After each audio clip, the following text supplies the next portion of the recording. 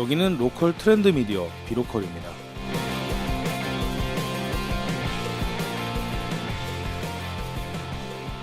안녕하세요. 비로컬 편집장 윤준식입니다. 안녕하세요. 발행인 김혁주입니다. 로컬 커뮤니티에 대한 내용들로 채워가고 있는데요. 오늘 멀다면 멀고 가깝다면 가까운 곳에서 또 오신 분이 있습니다. 울산에서 시작한 커뮤니티로 알고 있는데요. 뉴미들 클래스 박승환 대표님을 모셨습니다. 네. 안녕하세요. 박승환입니다. 네, 환호는 저희 발행인의 역할이라 좀 많이 어색하실 거예요. 빨리 공개 방송으로 전환하든지 그래야지 되게 어색하고 뻘쭘한 시간이. 저희가 거의 합을 맞추지 않고 방송을 항상 하고 있거든요. 편하게 소개해 주시면 좋을 것 같습니다. 그 뉴미들 클래스는 2014년 9월에 개인 사업자로 시작해서 16년도 1월에 이제 법인으로 전환하고 차근차근 지역에서 커뮤니티를 운영한답시고 공간을 만들고 그리고 이제 컨텐츠도 개발을 하고 그렇게 좀 다양한 일들을 해왔던 것 같아요. 그러다가 작년이네요. 19년 12월에 서울에도 오픈하고 이제는 지역 내 커뮤니티도 맨 처음에는 준비를 했는데 이제는 좀 지역 간의 커뮤니티를 좀 만들어 가고 싶어서. 아, 서울 울산이요? 네. 그런 연결점을 만들고 싶다는 생각을 해서 서울에 이제 오픈을 해서 지내고 있습니다. 그렇게. 이름이 굉장히 특이하다고 생각이 되는데요. 네. 대표님 이름이요? 아니요. 이런 신뢰되는 말씀을 순간 놀랐어요. 제 이름도 개명한 겁니다. 아, 그래요? 뉴 미들 클래스라고 하는 네. 그 사업체 명도 좀 의미가 있지 않을까 좀 되게 독특하다는 생각이 들었거든요. 그 약간 그런 거예요. 이마에다가 이름 새긴 것 같은 그냥 나의 가치관을 이름으로 정해가지고 이거를 초지일관 할 수밖에 없게끔 만드는. 아, 정체성을 사명으로. 네. 아. 그래서 뉴미들 클래스는 좀 직역을 하면 새로운 중산층이라는 뜻인데 가끔씩 미들스쿨이라고 얘기하는 분도 계시고. 그렇죠. 사람이 많이 모이니까 헷갈리실 수 있죠. 그렇게 오해하신 분 있지만 저희는 일단 뉴미들 클래스라는 이름을 갖고 있고 그 뜻은 새로운 중산층을 만들자인데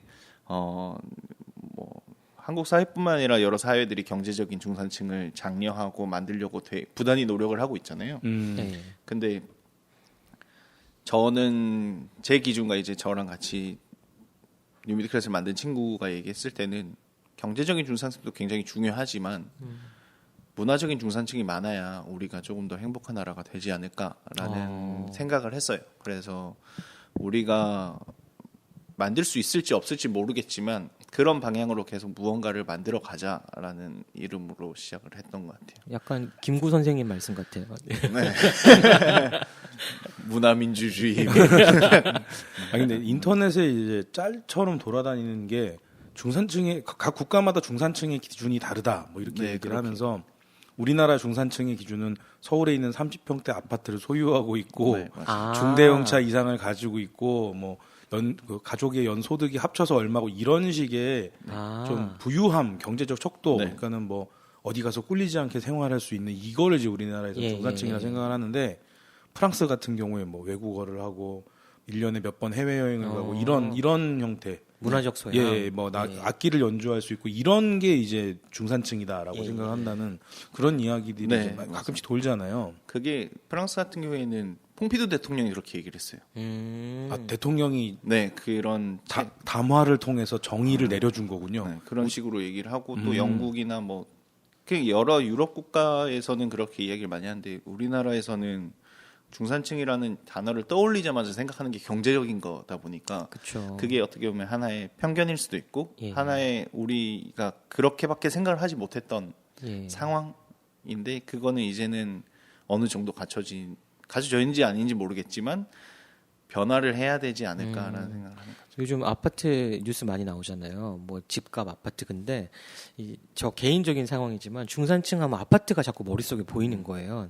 알게 모르게 좀 그런 이미지가 한국에 있는 것 같기도 하고요. 요즘 시티팝 때문에 다시 윤수일 아저씨를 소환하고 있는데 여기서도 윤수일 아저씨를 소환하는 그런 느낌인 것 같아요. 아니 갑자기 옛날로 돌아가시려고. 근데 이게 중산층이라는 말 자체가 되게 느낌적인 느낌은 되게 좋은데 의미를 파고 들어가면 이거 되게 계급적 용어거든요. 맞습니다. 굉장히 불쾌하고 안 좋은 내용입니다. 맞아요. 중산층이 그냥 그대로 풀면 중간쯤 살고 있는 사람들 이렇게 돼야 되는데요. 예. 웃긴 게 이 중산층이란 말이 중위소득이라는 말과는 달라요. 중간 소득층을 원래 중위소득이라 얘기하거든요. 근데 우리나라가 뭐 부의 재분배 문제, 뭐 경제 민주화 이런 얘기들이 계속 한동안 많이 나왔잖아요. 보면 진짜 중위소득층의 소득이 연간 2,500, 2,400 이 정도 수준밖에 안 돼요. 아 대한민국이요? 중위소득 50%에 해당하는 사람이. 오. 그러니까 이거 좀 약간 맹점이 있는 게 1인당인 거예요, 1인당. 예, 1인당. 예. 그러니까는 바꿔 말하면은 평균으로 딱 떼서 한 가운데 있는 사람의 연봉이 최저임금 기준으로 놓고 봤을 때 높다라고 볼 수가 없는 상황인 거죠. 사회 초년생 대부분이 중간쯤에 있어야 되는데 중산층이라고 부르지 않는 뭐 그런 네. 상황인 거네요. 그래서 그렇죠. 네, 밀레니얼 얘기하면서 1인 가구 얘기하고 그러는데 1인 가구 밀레니얼들의 어떤 힙함을 놓고서는 뭔가 소비가 바뀔 거다 얘기는 소비의 방향이 바뀌는 건 맞는데 이들의 소비 능력이 없는 게 예, 방금 제가 말씀드린 중위소득하고 관련이 있는 겁니다. 거의 지금 우리나라 1인 가구들의 대부분이 국제 기준으로 따지면 난민 수준의 엔겔 지수에 살아가고 있어요.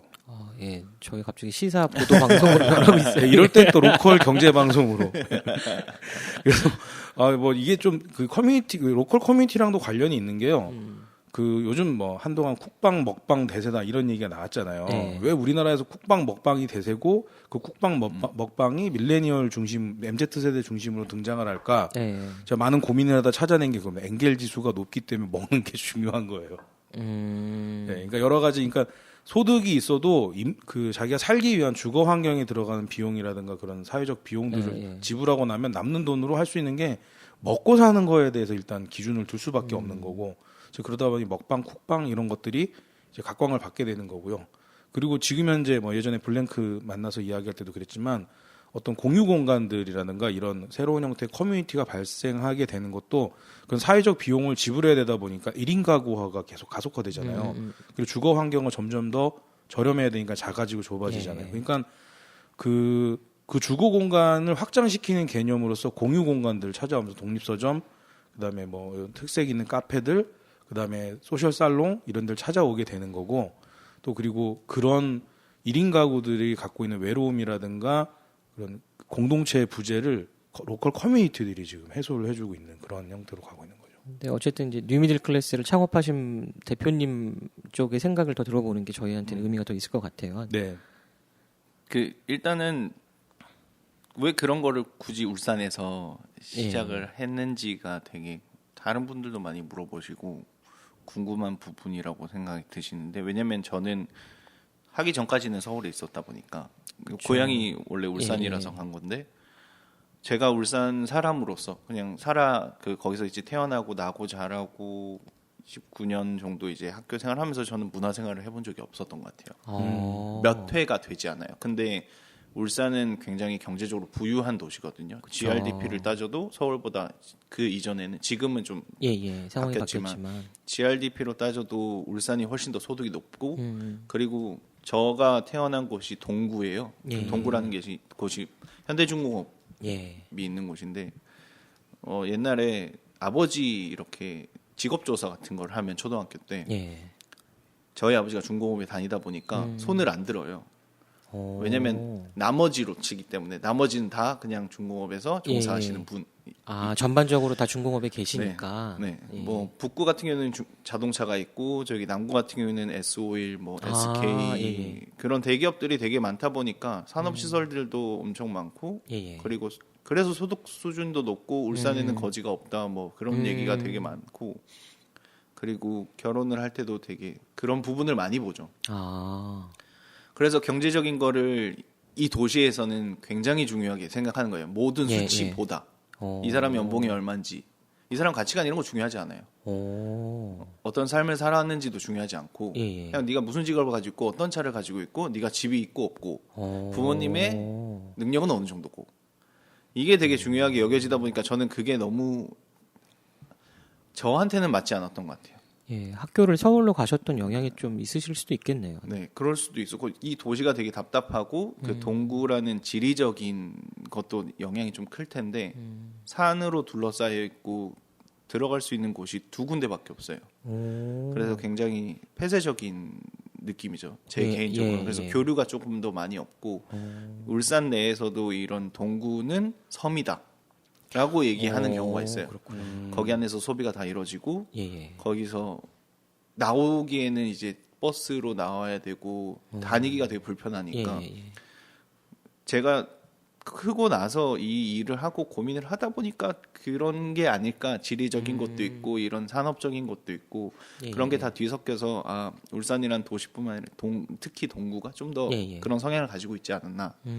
그래서 동구에서 시작하진 않았지만 그래도 지방에서는 시내라고 부르거든요. 예, 예. 네, 시내라는 곳에서는 시작을 한 거죠. 아, 울산에서 좀 더 필요하고 서울에는 플레이어들이 많고 굳이 우리가 하지 않아도 하는 친구들이 많을 거다. 예, 예. 근데 울산은 없을 것 같다. 아, 그래서 되게 대차게 시작을 했죠. 한 7년 전쯤 되신 거죠? 네, 시작은 진짜 13년도 12월에 프로젝트처럼 먼저 시작을 했어요. 창업을 14년도 했던 거. 아, 네. 방금 이제 말씀 들으면서 이제 간단히 검색을 해봤는데 예, 예, 예. 이 안에서도 재밌는 게 보여지네요. 울산 인구가 115만이 안 되거든요. 아, 지금요? 지금 많이 줄어들었어요. 더 줄었어요? 네. 원래 120만 정도였는데 계속 줄고 있어요. 여튼 지금 뭐 공식 통계상으로는 뭐 114만 3,500명 정도 이 정도 나오고 예, 예, 있는데 예. 울산에 그 기초 자치단체가 5개 있는데요. 예. 네. 그러면 이걸 평균으로 나누면 20만이 넘어야 되잖아요. 예, 예. 근데 말씀하신 동구가 15만 정도로 제일 작은 구예요. 지금은 오. 중구보다 동구가 작다고요? 예. 울주군보다 더 낮은 걸로 나오고 있어요. 그러니까는 우리가 볼 때는 GRDP가 높으니까 우리나라에서 가장 잘 사는 그런 도시 이렇게 예, 생각을 했는데 그 안에서도 소외된 지역인 거죠. 지금은 많이 줄었죠. 일단 현대중공업에서 분사를 하고 그렇구나. 다른 지역으로 넘어가고 일단 본사 자체도 이전하고 예, 예. 그래서 특히 제가 어렸을 때 살던 데는 지금 원룸이 다 비어 있어요. 오. 그래서 지금은 고용 촉진 지역으로 돼 있어요. 동구가 불과 4, 5년 사이에 그런 변화가 엄청나게 생겼던 것 같아요. 네. 네, 꼭 뭐 미래를 보셨던 건 아니지만 일종의 예방책으로 들어가셨던 거 아닐까라는 생각이 좀 드는데요. 저는 결론적으로는요. 그래서 이게 솔직히 저는 항상 얘기했거든요. 디트로이트 같은 상황이 생길 거다. 울산이라는 동구라는 예측을 곳이. 하셨구나. 예. 그게 시작할 때부터 그런 생각을 했던 것 같아요. 예. 왜냐면 디트로이트도 결국엔 GM이라는 회사가 자동차로 엄청 번성했지만 결국에는 이전하고 이렇게 예, 예. 되다 보니까 도시가 죽고 나서 지금은 좀 더 많이 활성화됐지만 예, 예. 어떻게 보면 울산 같은 경우는 지금 산업단지가 규모가 엄청나거든요. 그렇죠. 거기를 무엇인가는 언젠가는 채워야 되는 상황이라고 생각했어요. 근데 그거는 뭐 당장은 오진 않을 거고 예, 예. 그래도 한 20년, 30년 안에는 이루어지지 않을까. 그게 솔직히 걱정이에요. 그래서 아마 기초단체나 아니면 그런 시나 이런 데서는 그걸 일으키지 않기 위해서 약간 계속 하려고 하는 거죠. 예, 예. 근데 말씀하신 20년, 30년이면 한 세대가 바뀌는 시간이잖아요. 10년에 한 번씩 강산이 변하고 2번이나 3번 강산이 변하는 시점이 돼야지 뭔가 좀 극적 반전이 일어날 거다라고 이렇게 보시는 거거든요. 굉장히 좀 미래지향적인 걸 바라보시는. 그것만을 보고 있지는 않았기 때문에 그런 예, 예, 거고 거제도 지금 되게 많이 죽었잖아요. 중공업이. 예, 예. 네. 그것에 비해서는 그래도 현대중공업이라는 그래도 우리나라에서 시가총액이 꽤 많이 예, 높은 예. 회사가 있다 보니까 그리고 그거 외에도 자동차도 있고 다른 것도 있다 보니까 어느 정도는 버틸 수 있는 여지가 있다고는 생각하는데 다른 기점으로 언젠가는 돌아서야 되지 않나. 너무 2차 산업만 바라보고 있는 어떤 기관장들이나 그런 분들이 좀 저는 안타까울 때가 되게 많아요. 이쯤 되면은 들으시는 분들이 궁금해하실 거예요. 도대체 무슨 일을 하길래 뭐 이런 생각이 좀 드실 수 있다고 생각 들거든요. 하시는 서비스 말씀 좀 해주셔도 좋을 것 같아요. 일단 저희는 가장 기초로는 오프라인 공간에서 커뮤니티를 만드는 거를 뭐 시작할 때부터 시작할 때부터 지금까지 운영을 하고 있고요. 그 공간을 쉽게 생각하면 공유 공간처럼 쓰는 건데 그냥 단순히 공유 공간이라고 하면 되게 형태가 많잖아요. 네네. 일단 집처럼 돼 있어요. 집이랑 거의 비슷한 형태인데 이제 잠만 자지 않는 곳. 처음 시작하셨을 때 3층 집이라는 이름 네. 쓰셨죠. 그래서 집이라는 공간을 저는 되게 좋아하고 이 집이라는 공간의 특색 자체가 집이라는 단어 말고는 설명해 줄 수 있는 길이 없거든요. 우리가 집이라는 단어를 쓰기 때문에 그 공간에 대해서 이해를 하지 뭐 그냥 쉽게 생각하면 밥도 해 먹을 수 있고 거기서 TV도 보고 영화도 볼 수 있고 대화도 나눌 수 있고 뭐 다양한 거를 할 수 있는 영역인데 그게 집이라는 단어 때문에 해석이 되는 거예요. 아, 그럼 요즘 이제 약간 트렌디한 용어로는 뭐 소셜 살롱 뭐 이런 얘기들 많이 하잖아요. 그렇죠. 그거에 거의 원조격이신 분이시네요. 한 7년 전에 시작하셨으니까. 아니 원조는 아닌 것 같고. 네. 아무튼 그래서 3층 집이라는 이름을 짓게 됐고 제가 생각해 되게 코지하가 편안하고 예, 코지함을 예. 추구했기 때문에 그래서 지금은 에도 인더하우스라는 그 하우스가 들어간 이유도 그런 이유이고 인더하우스라는 이름을 갖게 된 것도 이 뉴미들 클래스라는 어떤 사람들이 집에 있다라는 게서 뉴미들 클래스 인더하우스 뭐 이런 그러니까 새로운 중산층을 생각하셨는데 그 사람들이 모이는 집을 만들었다. 네. 예. 그래서 근데 뭐 그냥 말씀하시는 거를 너무 제가 확대 해석하는 건지 는 모르겠는데 약간 우주적 의미를 지니는 그런 집이랄까. 아, 왜냐하면 우리 한자어 우주도 지부 집주 네, 이렇게 그쵸. 돼 있잖아요. 아, 이제 한자 방송으로. 예, 뭐 천자문 우리 맨 앞줄은 다 알잖아요. 하늘 천다지. 저는 마법 천자문밖에 몰라서. 어쨌든 거무련 누르왕 그다음에 뭐 지부 집주 막 예, 이렇게 예, 그쵸, 나오잖아요. 그러니까 이 우주도 집이라는 그런 의미에서 나온 건데 보통 요즘은 의식주 할 때 그 집 그러니까 예, 주거 예, 공간, 예. 그러니까 먹고 자고 생활하는 공간 요 생각만 예, 했는데 예, 예. 더 넓은 의미의 좀 스페이스 아. 예, 그런 그러니까 새로운 어떤 의식을 갖고 있는 분들 또는 새로운 교류를 하시는 분들이 만날 우주.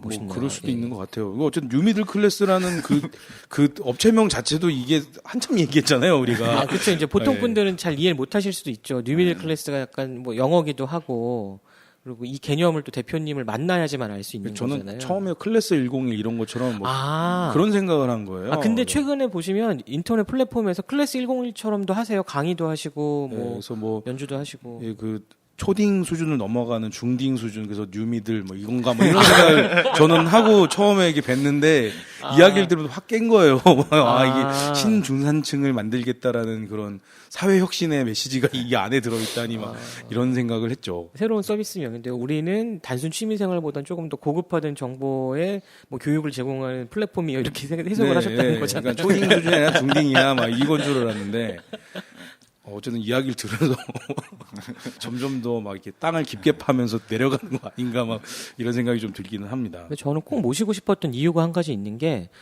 서울에서 고민하시고 울산에 가셨다가 3층 집이 시작되고 다시 서울로 또 공덕으로 오셨단 말이죠. 네. 이런 과정들이 되게 궁금했어요.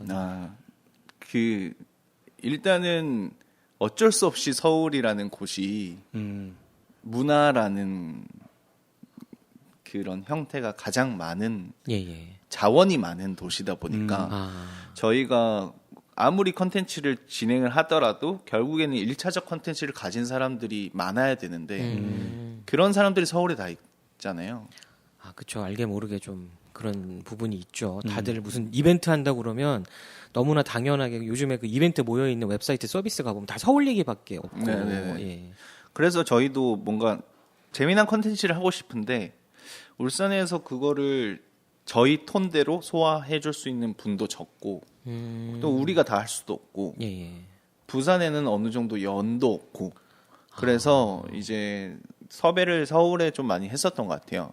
공연을 섭외를 하기도 하고 그리고 영화를 틀더라도 영화 회사들이 대부분 서울에 있고 그러니까 모든 거는 서울랑 연결점이 없을 수가 없는 거예요. 예. 그러니까 지역 내에서의 그런 자원을 활용해서 뭔가 하는 데는 한계가 있다.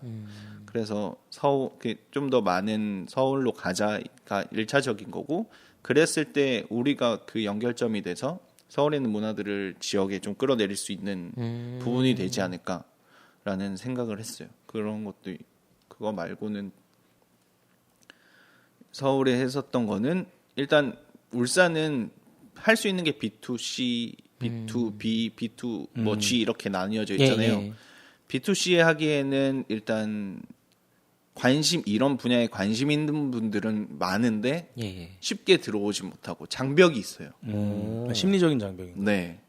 그래서 낯설어 하시는구나. 저희에 대해서 거의 다 아시거든요. 예. 울산의 젊은 문화를 조금 좋아하는 분들은 예. 얘기를 들어보면 아 거기 알아? 뭐 이렇게 얘기하는 분들이 되게 많은데 그분들은 이제 장벽이 어느 정도 있어서 이런 그러니까 새로운 사람들을 만나거나 아니면 새로운 것들을 하는 데 있어서 좀 심리적인 어려움이 있으신 것 같고 B2B 같은 경우는 뭐 제조회사에서 저희랑 뭔가 예. 뭐 제안을 들어온다가 이런 경우도 한 번도 없고 그런 부분에 아마 관심도 많이 없을 거고 예. B2G 같은 경우에는 그래도 이제 다른 구청이나 이런 데서도 일을 하긴 하는데 중구청에서 중심으로 뭐 축제를 기획한다거나 아니면 위탁을 해서 플랫폼 운영한다거나 그런 좀 방식을 했는데 저는 B2G가 메인 비즈니스가 될 수는 없다고 생각하거든요. 예. 네. 그건 보너스라 생각하는 거지. 아 좋다. 보너스. 예. 그래서 그런 거는 메인 비즈니스를 볼 수 없으니까 울산에서 기대할 수 있는 게 없는 거예요. 그냥 좀 그래도 5년 지났으면 윤곽이 나오잖아요. 여기에 예. 그러니까 모든 걸 좀 산전수전을 겪은 사람으로서 울산에서 기대를 할 수 있는 부분이 어느 정도 있어야 되는데 그 기대감이 많이 죽었어요. 그래서 서울에 간 것도 없지 않아 있어요. 서울은 B2B도 있고 C도 있고 보너스 G도 있고 그러니까 그거는 이제 우리가 어떻게 하냐에 따라서 다른 부분이 예. 나와요. 어쨌거나 그래도 스타트업 방식의 성장을 계속 고민해 오셨으니까 그런 결론이 나신 것 같거든요. 좀 말씀을 해주시기 좀 민감할 수도 있는데 너무 솔직하게 말씀을 해주셔가지고 네.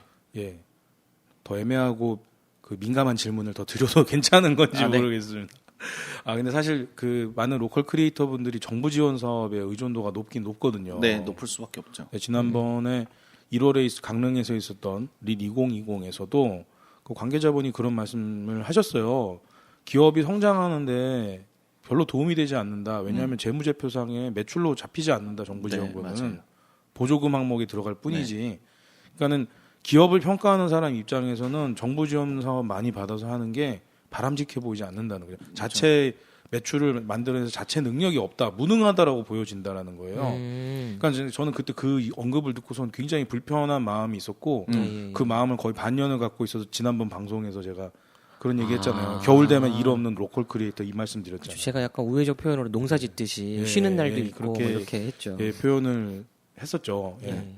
그럴 정도로 사실은 정부 지원 사업에 대해서 사실 엄밀히 말해서 저희가 정부 지원 사업에 대한 브로커 방송을 만들면 이게 청취율 엄청 올라갈 거예요. 여러분 이렇게 쓰십시오. 네, 밑줄 요번에 그어주고. 무슨 지원 사업 나오는데요. 아마 요게 방점이고 무슨 부처 사업이니까 그 부처 장관이 했던 말 정말 밑줄 쫙쫙 별표 땡냐 이거 하면은 진짜 막 그 쪽집게 과외 방송으로 잘 팔릴 수 우리 회사가 커질 수 있는 기회 아닌가요? 그래서 저희 지난번 로컬의 시대편에서 저희 중소벤처기업부 장관님 말씀 저희가 강해 설교를 했지 않습니까? 이게 이상한 잡벅 방송을 갑자기 만들고 있는데 여튼 좀 민감한 질문 드린다고 그러다가 중간에 말이 좀 길었는데요. 그러면은 그 좀 뉴미들 클래스 운영이나 박승환 대표님 입장에서는 왜 그 로컬 크리에이터가 다양한 형태로 변신을 하면 정부 지원금 받을 수 있는 게 많잖아요. 예를 들면 많죠. 대표적인 게 소셜 벤처, 뭐 사회적 기업, 뭐 그다음에 마을 공동체 사업 이런 데 들어가게 되면 지금 하고 계시는 이제 커뮤니티 비즈니스 같은 경우에는 계속 보조금을 받거나 할 수 있는 게 있는데 거기에 대해서는 좀 어떻게 생각하시고 또 그 자기 경험도 말씀해 주시면 좋지만은 그 외에 다른 로컬 크리에이터들한테도 좀 도움이 될 만한 말씀 좀 해주시면 좋겠습니다. 저희 너무 심각한 거 아니에요? 거의 추정 60분 같은 분위기인데. 저는 솔직히 지원 사업을 많이 받으라고는 하진 않거든요. 그러니까 소화할 수 있을 정도만 받고 필요할 때만 받으면 좋은 약인데 예, 예. 그 이상을 바라면 그건 독인 것 같아요. 아, 그러니까 정부나 어쨌든 기관들이 파트너 관계를 제의할 때는 좀 하시기 좋은 거지만 계속 의존도가 높아지면 좀 안 좋겠다 그런 말씀이신 거죠. 뭐 그런 것도 있고 그 꼭 어떤 그런 정부 기관이 여러 기관이 있잖아요. 네. 그리고 재단도 있고 예, 예. 이런 저희 이제 컨텐츠 만들고 뭔가 문화 이런 커뮤니티를 하면 솔직히 문화재단이랑도 연결이 되긴 하거든요. 그렇죠. 근데 거기서 원하는 건 새로운 프로젝트예요. 근데 새로운 프로젝트를 한다고 해서 우리의 어떤 비즈니스 모델이 성장을 한다거나 회사가 좋아지지는 않거든요. 근데 포트폴리오 쌓기는 좋아요. 예, 예. 그러니까 전략을 어떻게 짜고 왜 그걸 선택해야 하는지에 대해서는 고민을 하고 해야 되는데 그거 없이 생존을 위해서 계속 아. 그런 호흡기 같은 한다면 저는 못할 것 같아요. 아, 그쵸, 근데 그쵸. 하지 말라고는 얘기를 못할 것 같아요. 왜냐면 그 사람의 선택이기 때문에. 아, 그렇죠. 네, 근데 헌터는 되지 않았으면 좋겠다는 얘기를 많이 해요. 음. 그런 약간 현금 사냥꾼 같은 예, 예. 어떤 지원 사업만을 쫓아서 계속 기관을 만든다거나 변형시킨다거나 결국에는 하지 않을 거를 만들어서 그래서 저희는 가능한 한 지원을 받지 않으려고 노력을 많이 하는데 그게 힘에 붙일 때는 필요해서는 빌릴 때가 있죠. 약간 그런 차이 같아요. 저희가 그동안 지난 방송들에서 제가 자주 언급했던 건 크리에이티브가 있는 사람들은 분명히 다른 어떤 단계들을 고민을 한다. 그래서 오늘 대표님 말씀해 주신 건 정말로 크리에이티브라는 어떤 창의성 이런 거 다 빠지고 연명하기 위한 일을 하지 말자. 약간 그런 말씀이신 네, 것 네, 같아요. 네. 예. 만약에 저희도 그게 쉽지가 않으면 못할 것 같아요. 그 약간 원래 원했던 게 지원 사업 받으려고 내가 시작을 한 것도 아니고 그렇죠. B2C를 위해서 성장을 하려고 노력을 했지만 이거를 이제 아무도 찾아주지 않고 뭔가를 그냥 내가 돈을 벌기 위해서 하는 게 제 목표는 아니거든요. 예, 예. 제 목표는 따로 있고 그러니까 어떻게 보면 뭐 쉽게 생각하면 OKR이 있으면 오브젝티브가 확실하게 있는데 그걸 계속 다른 걸로 하는 게 성장이 아니라 연명하는 그래서 그럼 바꿔야 되는데 계속 바꾸지 못하고 지원 사업만 쫓아서 하고 하는 거는 저는 좀 비판적인 것 같아요. 제 개인적으로는. 근데 저는 그 대표님이 이런 말씀 하실 수 있다고 보는 게 약간 좀 다른 결이지만 그 웹사이트 보면 정말 미친 섭외력을 보여주고 계시거든요. 예. 그래서 공연도 그렇고 뭐 다른 행사도 그렇고 아니 이분이 어떻게 여기에 이게 어떤 뉴미들 클래스가 좀 뭐 어떤 레벨이 있다 이런 뜻은 아니고요. 예상 밖의 초유명하신 분이나 이 시즌에 여기 오시지 않을 것 같은데 하는 분들도 섭외가 되셨더라고요. 누구 어떤 예, 그래서 아무래도 대표님은 일상이셔서 그런 것 같긴 그러니까요. 한데 예, 예. 박성환 대표님은 평범한 일상인데 예, 제가 보기에는 아니 되게 지금 공연 시즌 바쁠 분이 왜 여기서 소셜 살롱에 같이 계시지 이런 생각도 좀 들기도 하고 그리고 전혀 관계 없을 것 같은 굉장히 먼 타 분야의 분도 초청하셔서 행사를 같이 하시잖아요. 그러니까 저는 그런 의미로 말씀드렸어요. 아, 네네. 그 일단은 저희가 추구하는 거는 뭐 문화적인 거라고 하지만 이제 문화가 조금 작게 해석을 하면 어떤 장르적으로 얘기할 수 있지만 좀 크게 얘기하면 결국에는 개인의 환경이라고 얘기를 할 수 있는 거잖아요. 나의 일상생활이 문화일 수 있는데 그거를 이렇게 장르적으로만 구분 짓는 게 조금 나의 그냥 해석인 거지. 다른 사람은 그렇게 해석 안 할 수 있잖아요. 예, 어떤 예. 사람에게는 과학도 문화인데 아. 저는 과학을 잘 모르니까 진짜 우주적인 비즈니스를 하고 계세요. 예, 예. 그래서 좀 다양한 그래서 규정을 짓는 걸 되게 어려워해요. 아, 경계를 허물고 가시는구나. 네, 그거를 힘들어해요. 예, 예. 그래서 카테고리 나누는 거를 되게 싫어하는데 어쩔 수 없이 사람들의 편의를 위해서 예, 예. 그 레시피에 보시면 카테고리가 조금 나뉘어져 있고 예, 예. 그래서 기타인 부분에도 되게 많아요. 역시 7년차 로컬 크리에이터 선배의 관록을 느낄 수 있는 그런 이야기들인 것 같아요. 소신 있는 이야기들도 뭐 해주고 계시고 그래서 굉장히 배울 점이 많다는 생각이 들었습니다. 근데 이제 너무 저희가 다른 길로. 질문을 너무 하드한 것만 드려가지고 좀 이렇게 좀 뉴미들 클래스를 잘 몰랐던 분이라든가 이런 분들은 네네네네. 도대체 뭐 뭐지? 하는데야? 네, 라고 할 수도 정체가 더 알 수 없어 그쵸. 이렇게 생각하실 예, 수 있어서 약간 두리뭉실했죠. 처음 시작했을 때 얘기로 들어가 보면 될 것 네네네. 같아요. 처음에 어떤 프로그램으로 3층 집을 시작을 하신 거예요? 뭐 3층 집 전에도 프로그램을 하긴 했었는데 네. 3층 집에서 시작을 했던 건 이제 3층 집 전에 찾아왔던 분들이 중심이 돼서 멤버로 시작을 했어요. 거기서 시작했던 거는 일단 저랑 같이 하는 친구가 일단 미술 작가이고 설치 예술하는 네네. 무대 예술하는 친구고 저는 기획을 거의 다 했다 보니까 그 친구 같은 경우에는 이제 아트 클래스라고 해서 어떤 한 명의 예술가 저희가 알고 있는 뭐 마크로스코나 아니면 앤디 워홀이나 리히텐슈타인이나 이런 유명 작가들이 있잖아요. 근데 작가만 알고 작품만 대충 알지 그 사람의 일상에 대해서 일생에 대해서는 작품 해석에 대해서는 잘 모르는 경향이 있으니까 그쵸. 그런 걸 조금 소화시킬 수 있는 프로그램을 아트 클래스라고 그 미술 작가 친구가 원래 작업실 쓰는데 거기서 시작을 했던 네, 시작을 했었어요. 근데 그때는 뉴미디 클래스가 아니었고 그 개인의 예.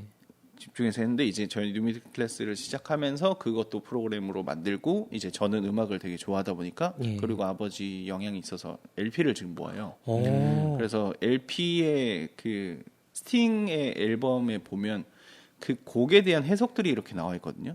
아, LP LP 뒤편에 붙여. 예. 그래서 음악도 이렇게 볼 수 있는구나라고 해서 이제 뭐 비틀즈, 스티비 원더 이런 팝 가수들을 LP를 들으면서 이 LP와 음악에 담겨 있는 이야기들을 제가 전해드리고 뭐 공연도 하고 이런 식으로도 했었어요. 그건 이제 오프 더 멜론이라고 오. 멜론을 끄자 약간 뭐 그렇게도 했었고 그거 말고도 뭐 최근에 했던 거는 사클 디깅 클럽이라고 이 사운드 클라우드에서 이제 보물들을 디깅을 하는지 디깅을 해서 우리가 공연을 올리는 네, 이야기가 길어지고 있는데요. 2부에서 또 뵙도록 하겠습니다.